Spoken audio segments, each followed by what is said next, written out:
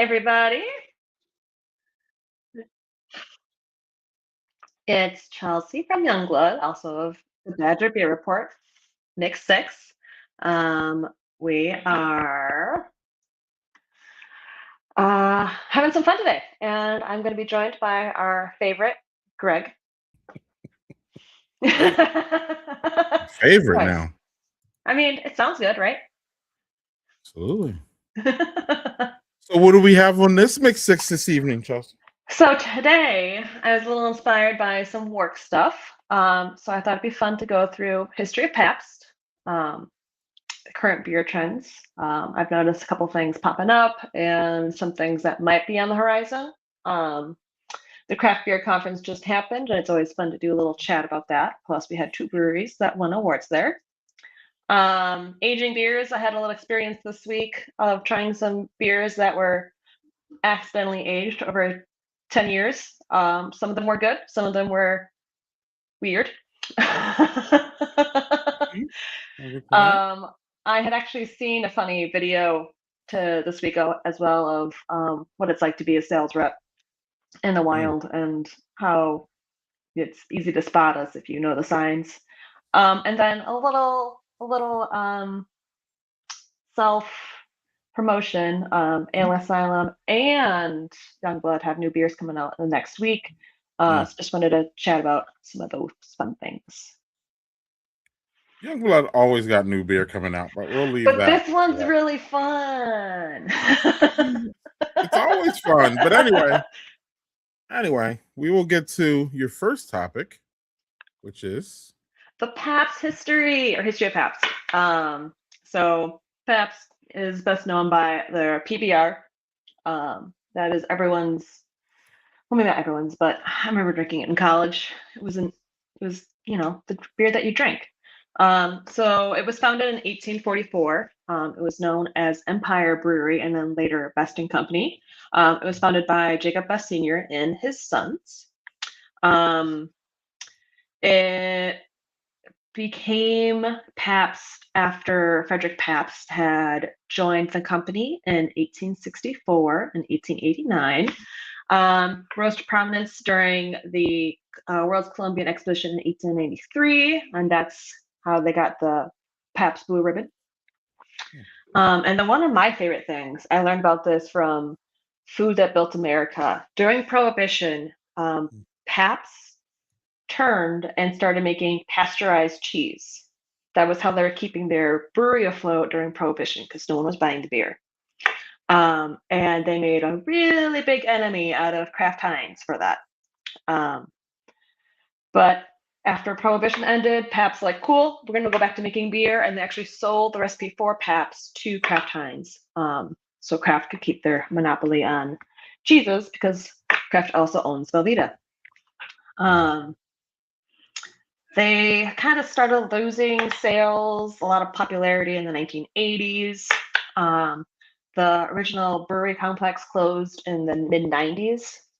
And then they started holding some legacy brands like Schlitz and Old Milwaukee.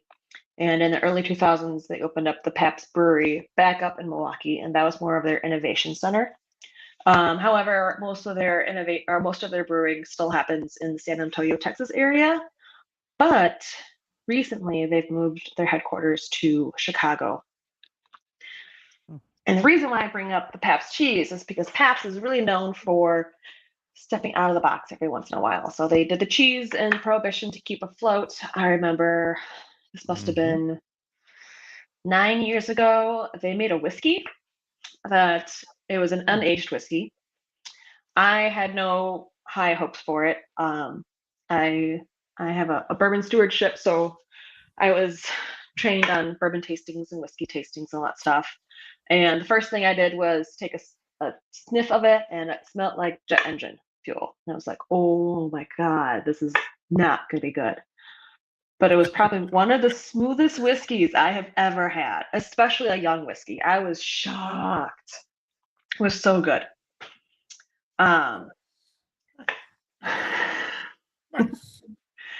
nice. And this just hit the market in the Madison area.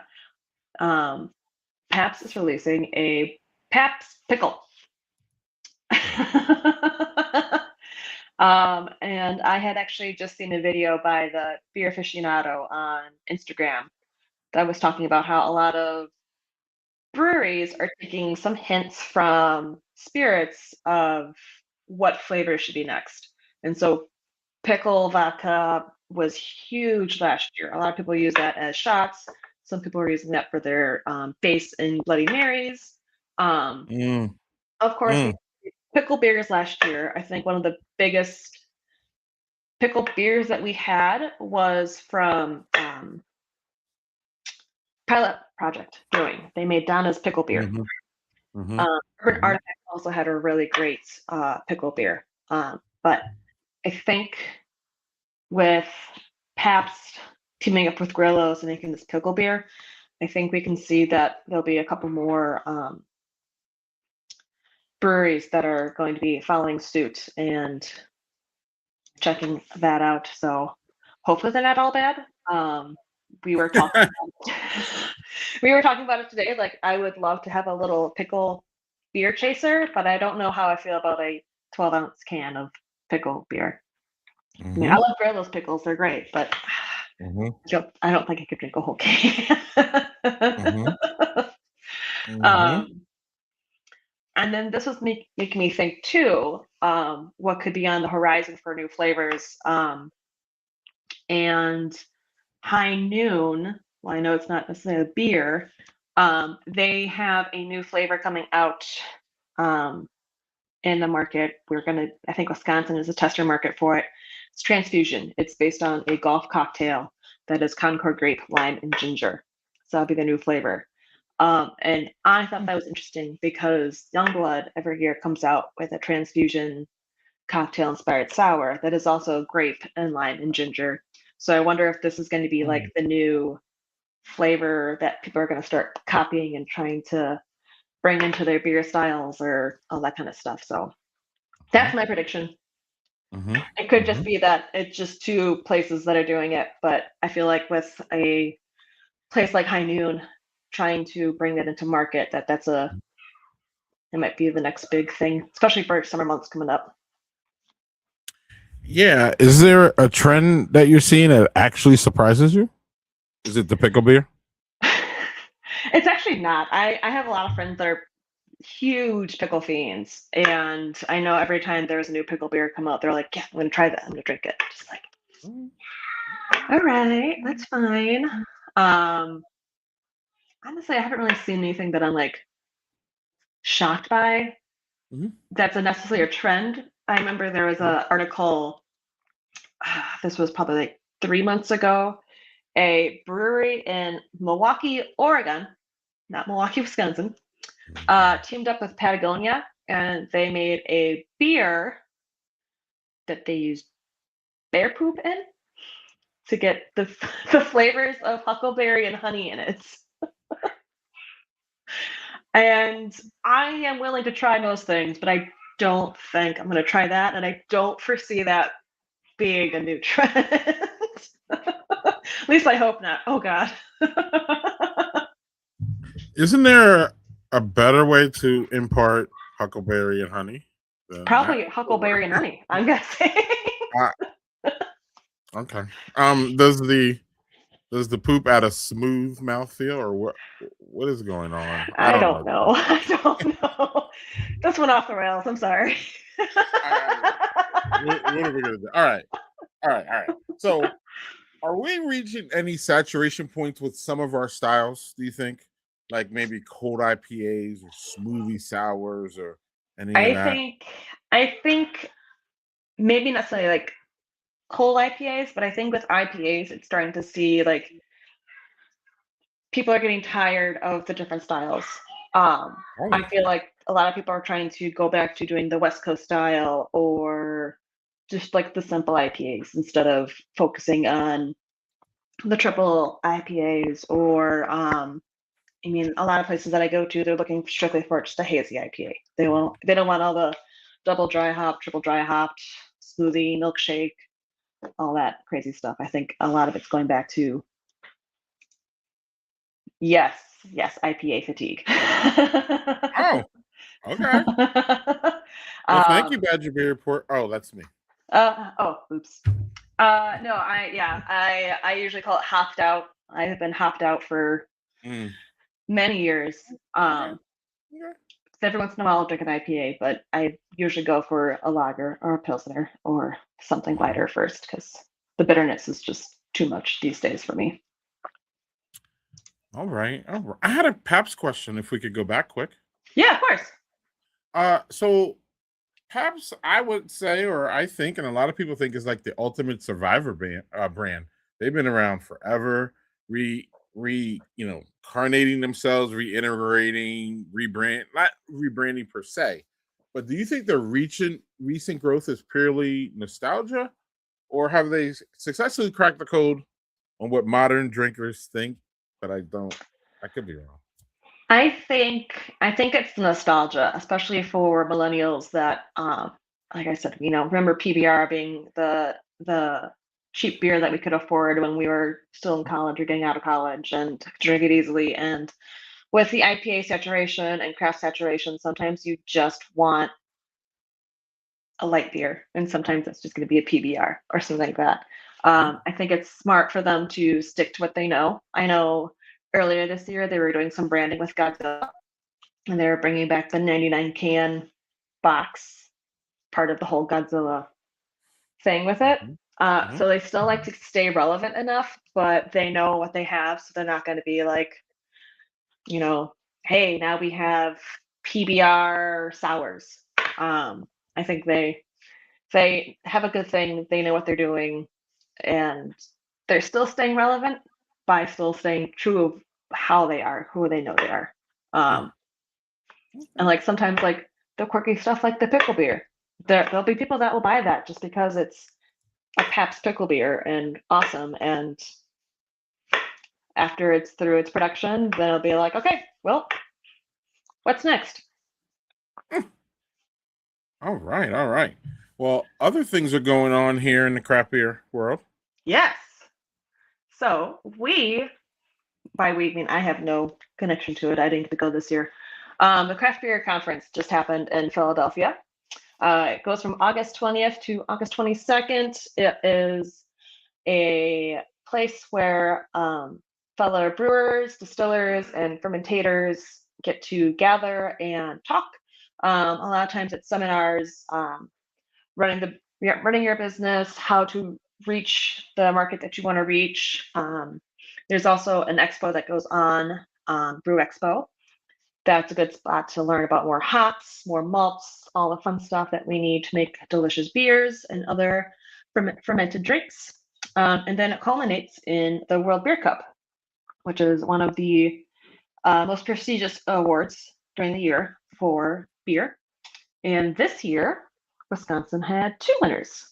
Um, Vintage won for their Belgian double, and Vault 202, or 202? No, 202. it is 202. Okay, good. I was right at that. They won Yep. for their Italian Pilsner. Now that's a sandwich, which I love. It's such a great name. But we still have Wisconsin Wow. brewers that are competing in this, and they're still winning and still showing people that, we're not only good at drinking beer, but we're good at making beer. We love Volt here at Badger Beer Report for many reasons. But the biggest reason, of course, Chelsea, is you gave me an in. I'm going to take it.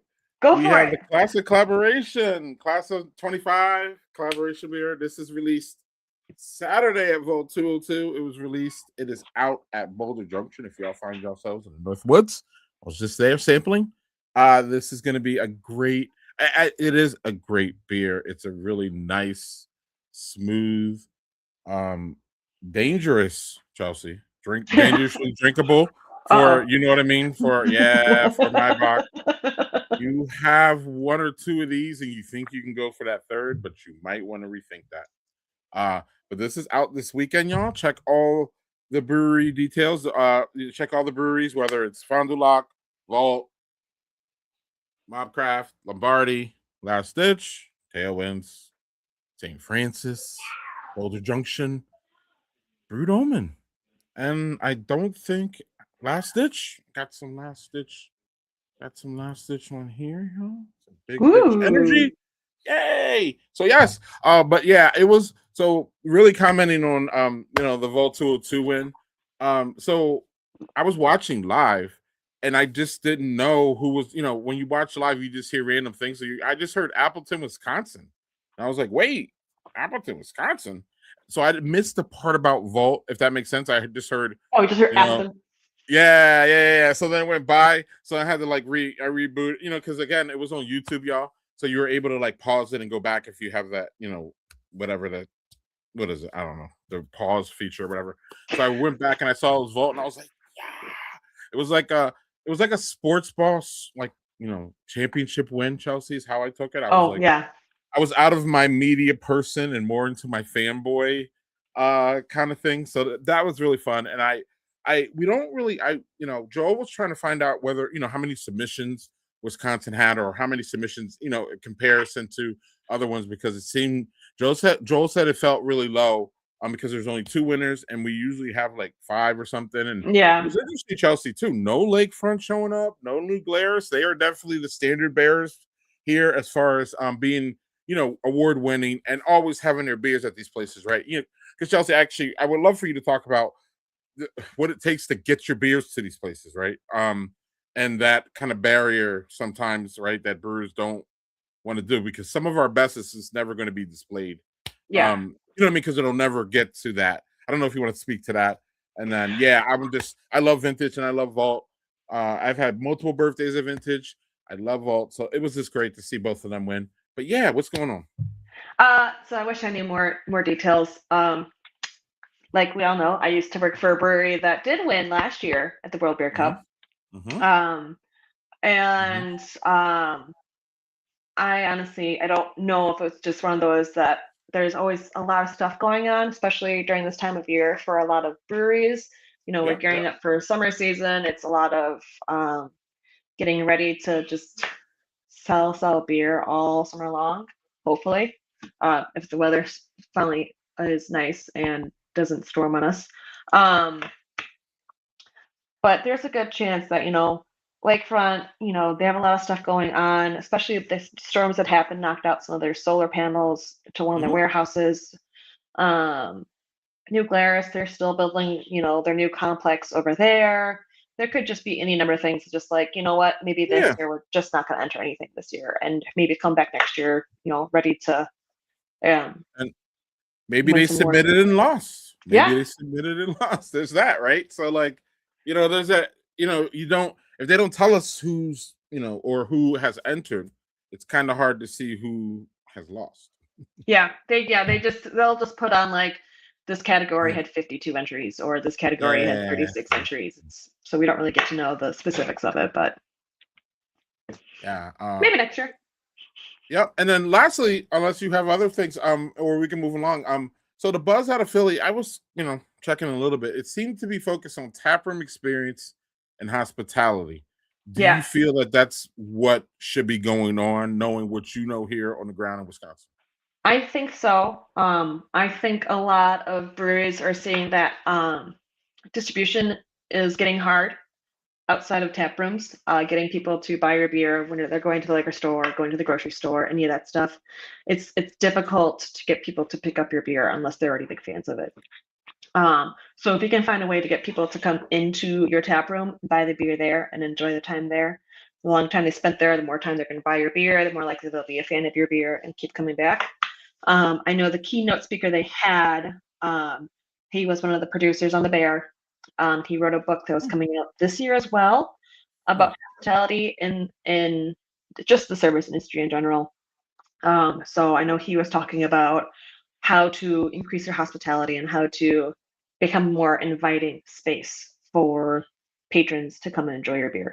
Um, coming from a service industry background, I think that's a huge thing.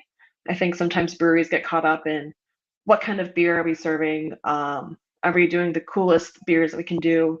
When you really want to make sure that the people that are serving your beer are engaging and connecting with your guests as well. Mhm, mhm. And a lot of stories I hear about y'all, and I mean by y'all, I mean kind of brewers sometimes. forgetting your locals, Yes. forgetting what. Yes, Chelsea, you seem strong in this. So you want to talk about that? um, I came from Kenosha. One of the local breweries for us was Public. They started in a Mm, small little tap room. Um, they had good beer. They had a gingerbread double that I really liked. Um, but then they wanted to do more. They wanted to have a kitchen. They wanted to have food. They wanted to have a bigger space. They wanted more space to have bands playing. They wanted to like be like a wedding venue destination. So they bought a bigger building right before COVID hit. So COVID hit, they didn't have the guests they were thinking of. They had a hard time retaining staff in the kitchen. They filed for Chapter 11 a couple years ago. Lakefront bought them out, and we're hoping that they could still produce what they were producing before, but it just kind of seemed like the passion for the beer was kind of just gone at that point there. The beer was okay. It wasn't great beer. It wasn't bad beer. It was just not. I had discussion before, like if you have good beer, that's great. But having good beer isn't necessarily a mhm. reason to go into distribution. Sometimes just having good beer at your tap room is enough to keep you afloat. Distribution right now is a whole other beast. And if you really want to succeed, you have to make really great beer, really something that's not really in the market yet, but people want.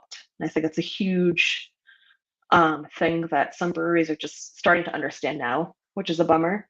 But I'm hoping that more will find that out and more likely keep their beer at the tap room and not have the added cost of distribution. But Yeah, and we got the public because I specifically asked or about remembering your locals, the people who are there all the yes, time. So you think public lost that in somewhere, and this I is what I was hearing? Yeah, I think they were kind of like, you know what, we want to become a destination place instead of just, you know, I worked at a restaurant a block away from Public and I would go sit there for a half an hour during my break between a double and have a beer and then go back to work. Um, it kind of got to the point of like they weren't really um, approachable, I guess I would say. The Mhm. bigger space, it never seemed like it was full. It never seemed like it was a welcoming spot for people unless there were large events going on. And usually those events were planned by somebody outside of Public. Mm, Um, mm. and especially after um, going under Lakefront's wing, it kind of seemed like they never really got back the passion and the ownership and the community need that they needed to be for Kenosha, which is a bummer because they had a lot of great stuff for them when they first started. But sadly, Yeah. it ended. Well, I think we're moving along, but before we do, I like to mention Rustic Road, which is still in Kenosha, Yes, which I yes, had a very good time there. My one visit, I thought it was very cozy and nice, and the beer was good, and the service was great, and the food was excellent. So, uh, right around they're the great corner people over too, there. Yeah, right around the corner, like yep. literally feet away, y'all. So, get into Rustic Road, and Chelsea wants to get into aging beers or something. I had a really fun experience this week. Mhm. I was on an account. He decided to bring up some bottles they had in the basement that were Mm. at least 10 years old. Some of them were weird in a great way, and some of them were weird in not a great way. One that I These really ones? liked, These, right? the two outside ones, the Okay. Earthrider one I brought in because those are always aged, and I've had about four different versions of aged ones, and they always taste great. And I think there's a reason why. My experience. So I tried the Juliet from Goose Island. I believe the one I tried was from 2013, um, and it was a great beer. It had the tannin flavor from the oh my god, the barrels they were aged in, and they brewed it with blackberries. So I added like the tartness to it, and the tannins from it really kind of mixed well together. And it was just a really great sour beer. like just an aged. It was beautiful. I loved it. It was great. On the flip side, I had this Brett yeast and Hell's bottle that was also probably about 10, 11 years old, that did not hold up well. And obviously, because it was a Brett yeast and a Hell's lager, they typically don't do well aging. It oxidizes really fast. And when you oxidize, you get that stale paper taste. And it was just kind of like, it was underwhelming. And then you got a little bit of flavor, but it was just kind of like not a pleasant experience, which was a bummer. And then Cedar Red, I know this very well from when I worked at Earth Rider. The Cedar Red is brewed with the Alois Amber Ale. It's a second fermentation in French oak barrels, I believe. And that second fermentation really helps add fruitiness to that red ale. And I feel like the longer it sits, the more complex the flavor gets. And I really think it just comes from, if the breweries are making these kind of fermentation style beers, aged beers, doing it in the barrels will add down to that level of complexity to it, but it's also going to lend itself to age better, whether you're aging it on purpose or whether it's a bottle that you forgot in your basement for 10 years and you're like, hey, let's see how it tastes. Yeah, okay. As a cicerone, what is the biggest red flag you look for when someone hands you a bottle that's 5 years old, 7 years old? I usually look first to see what the beer originally was. Sours do well, stouts do well, but even those sometimes have their downsides. If they're not aged in like right cooling temperatures or anything like that, you could have a stout that tastes like balsamic vinegar. It's like, it's such a bummer. It's like, oh, this was so good 5 years ago, and now it's a great dressing for salad to make later. Which, I mean, there's always something to use it for if you look at it that way. Lighter beers, they don't age well. Even if they're in like a brown bottle or can, they're light beers and they're meant to be enjoyed fresh. That's going to keep the crispness to it. They're going to keep that bubbly taste to it. The longer they sit, even if they're unopened, the more likely it's just going to taste like a stale old beer, even if it's like 6 months old. Which is why a lot of breweries will have shelf lives for a lot of our beers. A lot of the times it's about 180 days, but sometimes that doesn't happen. Sometimes it's on the shelf longer. Or if you ever noticed, like Heineken or Coronas have that skunky taste, that starts happening immediately because it's a clear bottle. It's a light beer. It gets that skunk. Some people like it. It's great. I don't. I'm guessing you don't either. No. We don't really have to labor that point. Is there a style that people think ages well, but almost always falls apart? Is there one that like there's a mystify that we can demystify now? I think a lot of people think that if you have a sour, it's going to age well, but it has to be like a specific sour, like a mixed fermentation, and like I said, like the Evil Twin, the Brett, it doesn't lend itself to aging very well. Okay. So not all sours age equally, is what I'm hearing. Honestly, it's hard to. I mean, like I said, the types that do pretty well are stouts and sours, but sometimes there's just something wacky going on that it just doesn't work out that well either. Yeah, and I'm gonna flat out say, do not age your IPAs. Please don't. Right. Even like, but I think people can get like, you know what I mean? Like, lured by like a triple IPA or double I. Don't do this. Drink it immediately. Fresh. Don't let it sit. Right. That's a don't do, right? We could say that firmly. Don't age. 100%. Amen. So what's going on with the distributors? You wanted to talk about that. Yes. So I saw this funny video on Instagram. I sent it to Billy. We had a laugh because it's true. It just basically said that if you see this like a salesman in the wild typically looks like they're in a toxic relationship because they're always looking at their phone very intently out in public. Like if you're walking, downtown Madison and you see somebody on their phone or an iPad and they're just staring at it intently, most likely there's a salesperson. It's because an account needed something and they're like, I thought I did that. And they're checking to make sure that something happened or something didn't happen.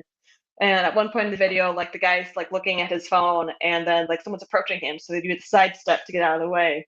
And then they move back again. And it's just, if you want like a funny way of seeing if you can find a sales rep in the wild, that's a really good way of like, or a vendor like myself, like we'll be looking at our phone like, really? And they're like typing stuff out because it's usually emails or some kind of text group that we have to reply back to. And they're so focused and then we'll just put it away and just walk on our way. And you can see it out in the public.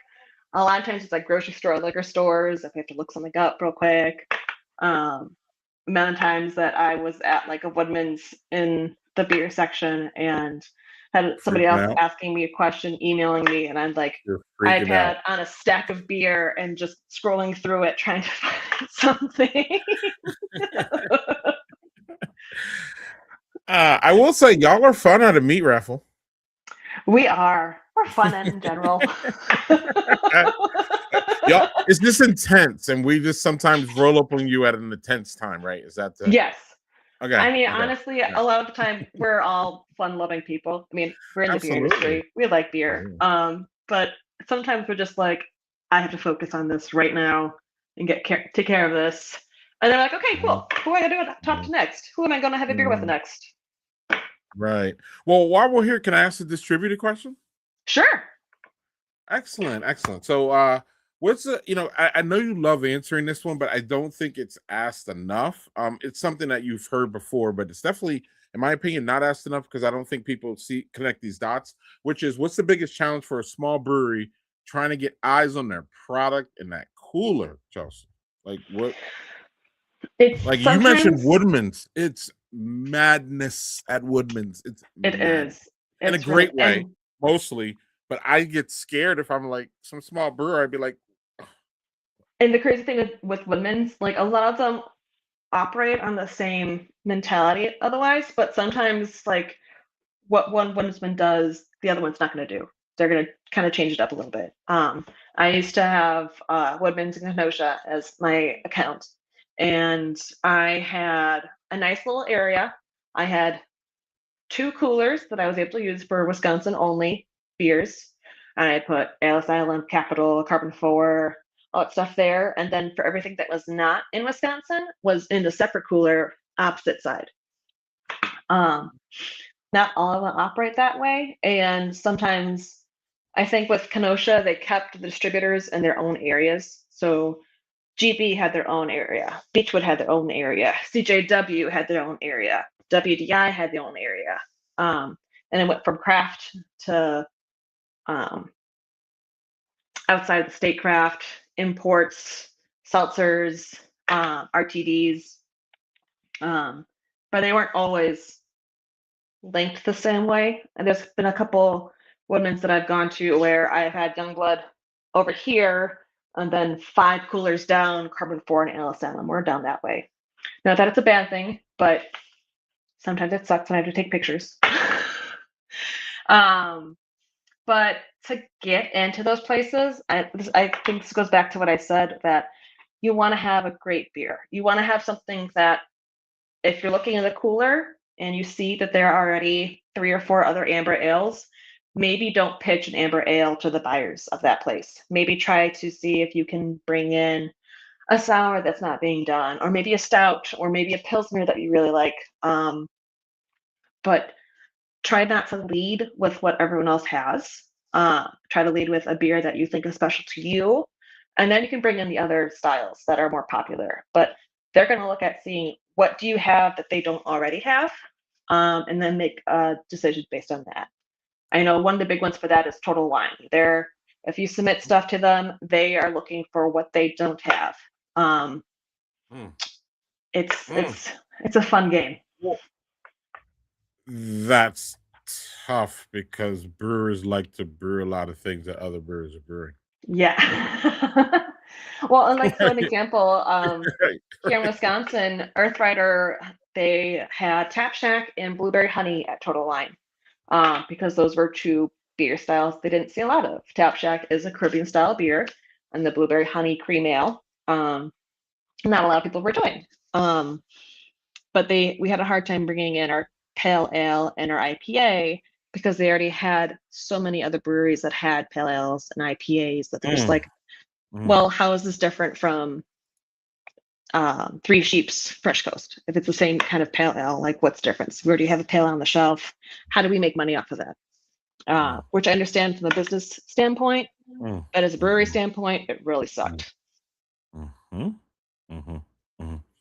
Wow. Okay. Okay. So there's a lot of the answer is there's a lot of challenges here. There's a lot of challenges. I wasn't lying Right. when going to Right. distribution is tough. Well, yeah, and then now we're back to kind of full circle. If we wanted to, the craft beer conference, and I'm talking about taproom experience and hospitality, right? So Yes. now, right, so that's it just really feels like that's the force of what we're dealing with as far as breweries and small breweries, and that big, the big scale that distribution and the big problems that bring the distribution. We see like, yeah, they're just distributing, I can get it easier. But the brewer, on some levels, like, ooh, this is going to be interesting, right? Yes. So, Yes. yeah, so it's not that cut and dry, y'all. But what is cut and dry, Chelsea, is that there's some new things rumbling with the brand that you represent. Is that Yes. yeah? So Okay. I was super excited when I heard about this. Ale Asylum, for the first time in 4 years, has a new beer coming out. It's called Desert Island Dissident. It is a steam beer. Um, Oh, oh, yeah, yeah. oh. Um, Okay. Attention, so attention. if you remember Mhm. Anchor Steam, it's the steam beer that was popular in the 19th century.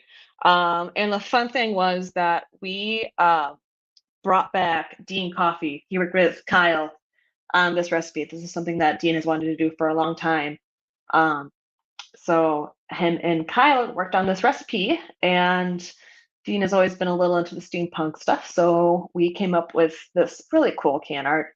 Um, really a beer that hasn't been done from Ale Asylum or really a lot of breweries lately. So I'm really excited that this is like a new style of beer coming to the market. And it's coming out Saturday.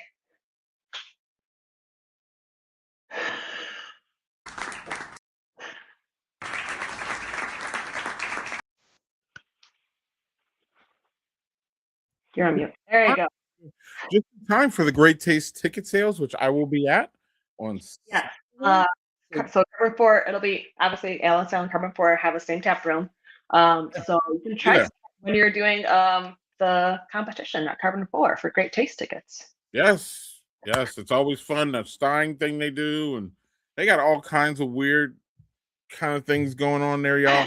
And actually, yeah. So, I just visited Los Apaso up in Washburn. They are our second newest brewery because Gravity Boxes slid into Wisconsin Dells, but they had a comment on Chelsea and a Ooh. California comment, and also they call it a real quick side note. They just came out 2 weeks ago, right? But they have like 6 5 beers that like, and y'all will be able to hear a podcast of me and Badger, who is the owner of Los Pasos, talk about this. But they rolled out 5 beer shots and they called them collaboration beer, or no, I'm sorry, calibration beers. Ooh. Meaning, yes, meaning we are working on this. So like so they push the beers out and they want their people to tell them what's good. Is it is it good, crisp enough? Oh, Can I we love change it? that. Yeah, so before and then that's how they're gonna like almost see how, because I asked them like, what are y'all's flagships? And like, we don't pick them. Our people pick our flagships and we will brew whatever they do. So, but they put the calibration porter, IPA, California Common. And I was like, oh, Oh, I this is love nice. that. And I love the messaging and like the messaging, Chelsea, right? Like we're new, we're trying new things. Just Let us know be what you like and what you let want us to know see what from you like. us. and also be ready for that porter to maybe change the next time you come in, and that's Hmm. because we're tweaking it. If you don't like that change, tell us. If you Yeah. love that change, tell us. So I was like, oh, this is amazing. Like it's almost like a choose your own adventure. Yeah, and that's going back again to the whole hospitality thing of like listening to your guests and like, hey, what do Mhm. you guys want to see from us? And I And think that's a really good way of making beer. I mean, especially for a new amen. place. So bringing it back, they have a California Common, and that's why I could link the two, y'all. And one of my favorite beers is a steam beer. So if this is like the renaissance of steam beers, let's go, is what I'm saying. Yeah, And it's just really nice to see Ale Asylum jump in. It's really interesting to have Kyle, the brewer of Youngblood, chiming in, y'all. And y'all know, you may not know, the word on the street is Kyle is an excellent lager or he ale. is. Obviously, we know his ales are amazing with the sours and IPAs, right? But that man could brew a lager. He just don't want to. So it's fine. No. It's he made one a couple maybe it was a couple months ago. Oh man, it was so Yeah. good. I got a sample case and I kind of held on to it without bringing it out into public because I didn't want other people to drink it because that was all for me and that's what I wanted. There you go. Would you like to do you have a remark for the comment here, Chelsea? I sure do. So, steam beer, which is also known as California Common, like you were saying, is a hybrid beer that has lager yeast that's brewed at warmer temperatures than a usual lager beer is. It still has a light to medium amber color. It's clear, not hazy. And it has a little bit of malt or hop bitterness to it, not a lot.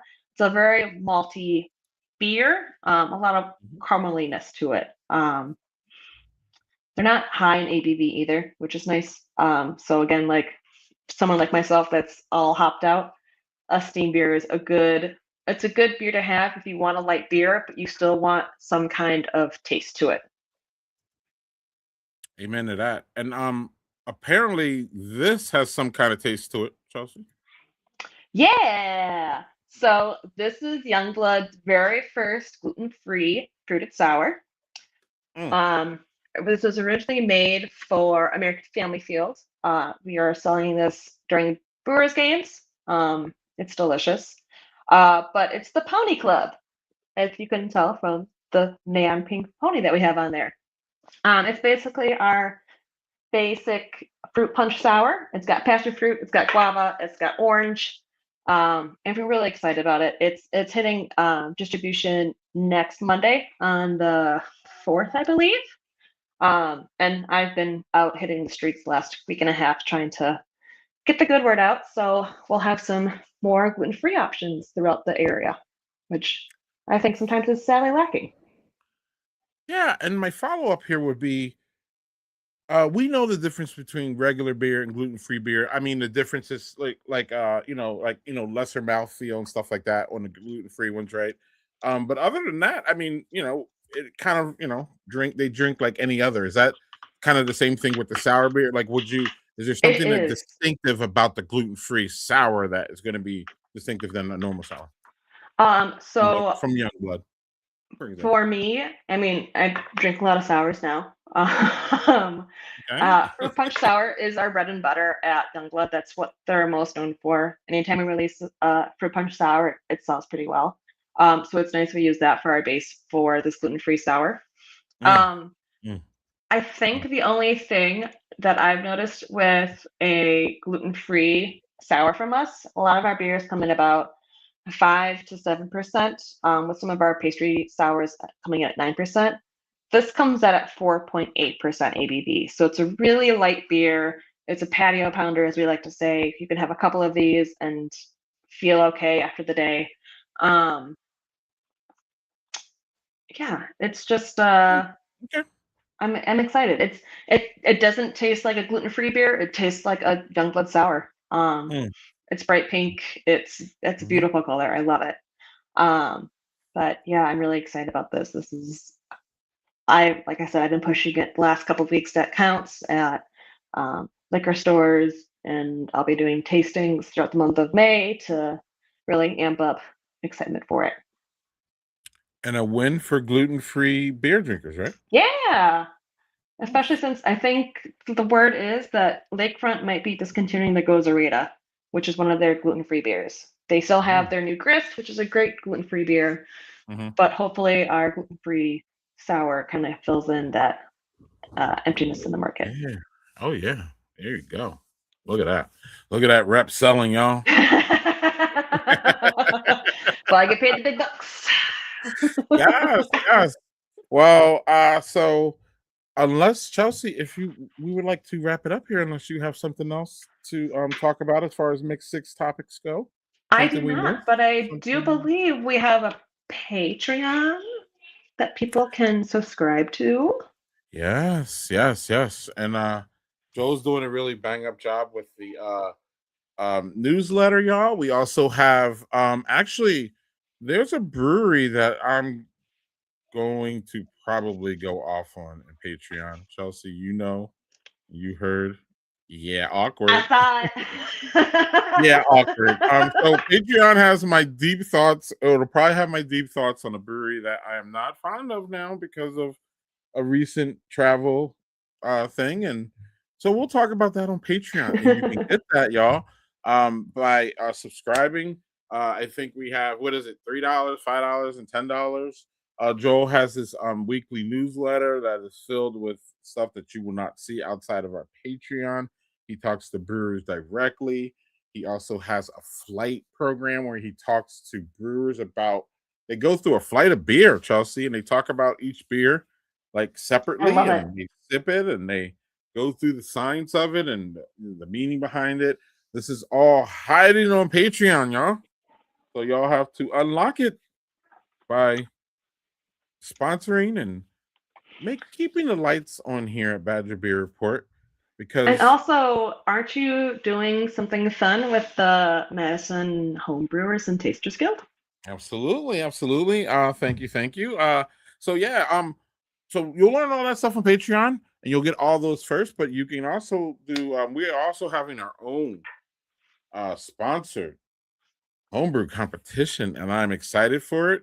We will have the winner, the grand prize winner, gets their beer brewed at Sunshine Brewing, and it will show up. It will be on tap at the Great Taste of the Midwest, Chelsea. So Yeah. you can have your homebrewers, man. Does it get a bigger spotlight than the Great Taste of the Midwest for us? Come on. So, like, we need y'all. It's the best summer beer. Caleb, the brewer from Sunshine, and maybe Chelsea, and people who are going to be on that final table there, because it'll be Badger Beer Report people, and it'll be Caleb and his select guests if he wants to bring anybody to bring in to, and then we're gonna pick the best summer beer, y'all, because we want it to be displayed for everyone at the Great Taste. And Chelsea knows how collaborations and beers at the Great Taste really go hard, and you can have your beer at the Great Taste, y'all. So And if let's hundreds of people drink it, it's great. absolutely. So this is the biggest stage that I think Badger Beer Report can get your beer and get you to do that. So that's the basis behind the summer mashup. It's the first annual. We have wonderful prizes. We have 50 pounds of malt for the first place winner. We have a bounty of hops from Hop Garden. We have some yeast from the Yeast Bay. So we have all kinds of prizes to win. The homebrew club outside of the Madison Homebrewers Club will win a bounty of hops for the most entries for your club. So, looking at y'all, Milwaukee, where you can drop off at Amorphic, or looking at y'all, there's a drop off in Sheboygan Falls too. So, how y'all? There you go. The QR code's there. We have a QR code here. It's a lot of fun. We love to support homebrewers, and so that's the QR code right up there. It's also in there. So thank you, Chelsea, for giving me a chance to talk about this. We are excited. You can find all that on our socials. Yeah. Yay. Yay, homebrewers. Let's go. Uh the Patreon rules, y'all. Yeah, I'm gonna I don't like to talk bad about breweries, but when y'all do like what this brewery did, in my opinion, or what not my opinion, really good What sources. they We'll talk did. about all Yeah. this. We'll talk about all this. Head over to Patreon. It should be there. I gotta carefully word this, Chelsea, because I don't like talking bad about breweries, but this one is y'all got under my skin. Chelsea Uh-oh. saw it. I did. It was juicy. I was like, more. Yeah, no, I don't like being angry, but that wasn't I couldn't. So anyway, Chelsea, do we have any final words and you can take us out the best way you know? Uh, Please. get ready for summer. We're gonna have a lot of great beer hitting the shelves. And especially with the homebrew stuff going on, I guarantee you it's gonna be some really tasty beers happening. So I'm excited. Drink beers. Hang outside. Oh yeah, and also, is there any news from Youngblood that Oh you want to talk yeah. about or no? I mean, I can't say a I would love to specific hear it. date yet because we're still not too sure. Okay, no We're date, no still date. hoping mid-May. Okay, I know, I know. okay, It's okay, like down to the details now, but all right. Well, thank you, Chelsea, for another fun and engaging and entertaining and educational. Look at me with all the E's. whoa. And I'm going to get out of here with that. Mix six. It was fun as usual. Thank you again, Chelsea. Thank you, and thank you guys.